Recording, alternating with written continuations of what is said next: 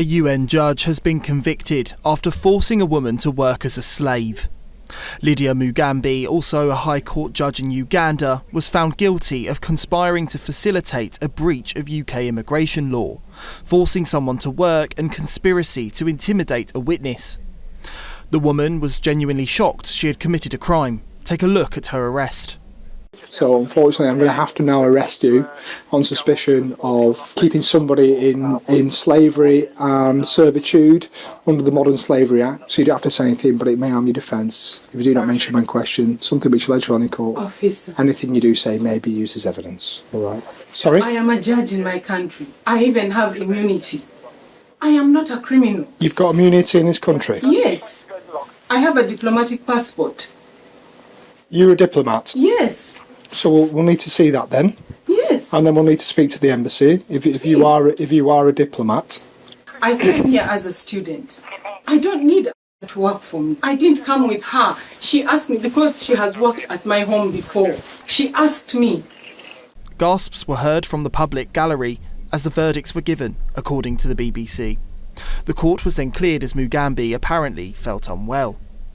The prosecutor in the case alleged Mugambe, here studying for a law PhD at Oxford, had conspired with the Ugandan Deputy High Commissioner John Leonard Mugawa to bring the woman to the UK. The pair apparently participated in a, quote, very dishonest trade-off, in which Mugawa arranged for the Ugandan High Commission to sponsor the young woman to come to the UK. In exchange, Mugambe would attempt to speak to a judge who was in charge of legal action Mr Mugawa was named in, jurors heard. Mugambe was also found guilty of conspiring to intimidate the woman to withdraw her testimony. According to her UN profile page, Mugambe was appointed as a judge 3 months after police were called to her address in Oxfordshire. Thames Valley Police Commander for Oxfordshire said, Lydia Mugambe is an extremely qualified lawyer, a Ugandan High Court judge and a UN Criminal Tribunal judge. After the offences had been reported to the police, Mugambe tried to evade justice by repeatedly claiming she had diplomatic immunity due to her status. Any immunity Mugambe may have enjoyed as a UN judge has been waived by the Office of the United Nations Secretary-General. Uganda is a highly corrupt country, currently in turmoil as its chief member of the opposition is placed behind bars. Theresa May made tackling modern slavery a central piece of her premiership. She warned changes to migration legislation could put slaves at risk. This bill has been marketed as a stop the boats bill. We all want to stop the boats. Nobody wants to see people risking their lives in small boats across the Channel, as we don't want to see them risking their lives in unseaworthy vessels across the Mediterranean. But this bill is not just written to stop the boats. It covers all illegal migration and its unwritten subtext is the Stop Certain Victims Claims of Modern Slavery bill. Not stop false claims of modern slavery, but stop all claims full stop. And the evidence of the police is clear. If you want victims to provide evidence to bring slave drivers to justice, the victims need time, they need support, and they need to be here. It was reported at the time that modern slaves were present in every town across Britain. Up to 50 million were present around the world. Rafe Hadel-Manku says global elites, often obsessed with the legacy of slavery and demanding reparations, should focus their efforts on the plight of currently held slaves. None of this is actually about slavery and reparations. This is an avaricious cash grab by the Caribbean states, and the judge in question here is a long-standing reparations activist for the Caribbean states. And also from the left, of course, this is an attempt to undermine Britain and the West and use the politics of victimhood and post-colonial imperial guilt to do that. And once you look at it through that lens, then you begin to understand the geopolitics here and what's going on. It's no surprise either that another judge on the ICJ was a former member of the communist government who now sits on there, who also voted on Chagos. Russia also trying to influence the ICJ on Chagos to essentially add costs to Britain as penalty for its position in the Ukraine war. And you know that's not about slavery, because if this was about slavery, you would have them equally vocal about the plight of modern slaves today, where 7 in every 1,000 Africans is a slave. 10 million people.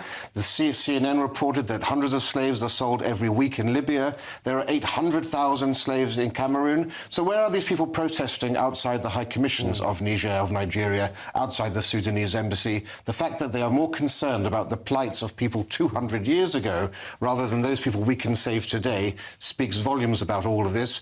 And of course, this thing about 18 trillion came out at a speech that this judge gave standing next to Sadiq Khan, a man who constantly lectures Britain about its role in the slave trade, wants a museum for slavery, yet he's always telling us that he's the son of a Pakistani bus driver. He went on an official visit to Pakistan, the global centre of slavery, and not one did he raise the topic. That, I think, speaks volumes. We've also read today this remarkable story, I mean, I've just shared it on X, that we're taking down portraits of people like Nelson, probably the greatest naval commander that ever lived, and we're putting up portraits of Yvette Cooper. Now, I can't think of a single thing Yvette Cooper has ever achieved apart from losing control of our borders. And that, to me, seems to also play into what you're saying, in that people like Nelson apparently had some sort of loose connection with slavery, and yet here's the morally righteous, I would argue, narcissistic Labour MPs like Yvette Cooper being put up, and simply because I think she's a woman, that seems to be the only qualification. I mean, what is going on here? Well, this is yet again part of the broader war in our history. It's no coincidence that the people who've been brought down in terms of pictures and so forth are our greatest heroes, you know, the giants of history, who we're now told are villains. There is no evidence whatsoever that Nelson supported slavery. The leading biographer of Nelson said the one letter that's held up as evidence was actually doctored after his death. But yet we've seen his portrait go down. We've mysteriously had William Wilberforce, the abolitionist of slavery, have his picture taken down. And 4 pictures of Elizabeth I have come down, whilst 4 of Lindsay Hoyle, the Speaker, have gone up. Someone please explain the logic behind that to me. Many small boat arrivals to Britain are those who have been promised work. Some are taken for slave labour once they arrive. Others work freely, though illegally. The government has been stepping up immigration raids to clamp down on exploitation.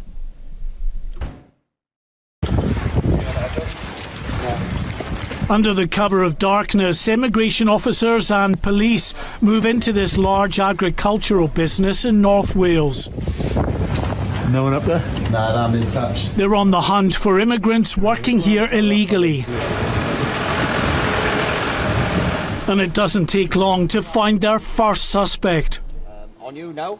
The man they've detained is a Romanian national. What's your permission to be in the UK? You got a visa to come to the UK? For several years after Brexit, EU citizens enjoyed a grace period when authorities didn't prosecute those working here unlawfully.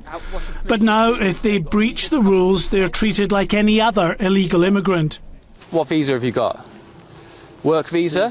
For 6 months, yeah. 6 months? Visit visa? Yes. Okay, right. You're not allowed to work with that, okay? So at the moment, okay, you're under arrest, okay? For breaching the conditions of your leave to remain in the UK. Do you understand? As fellow officers search for other suspects, the Romanian has walked back to his accommodation on the site for further checks. Anybody else in your caravan? Inside a cluster of caravans, more suspects, all Romanian, are being questioned. Where is your passport? Officers told me they see very significant numbers of Romanians and Bulgarians in particular abusing UK immigration rules to work here illegally.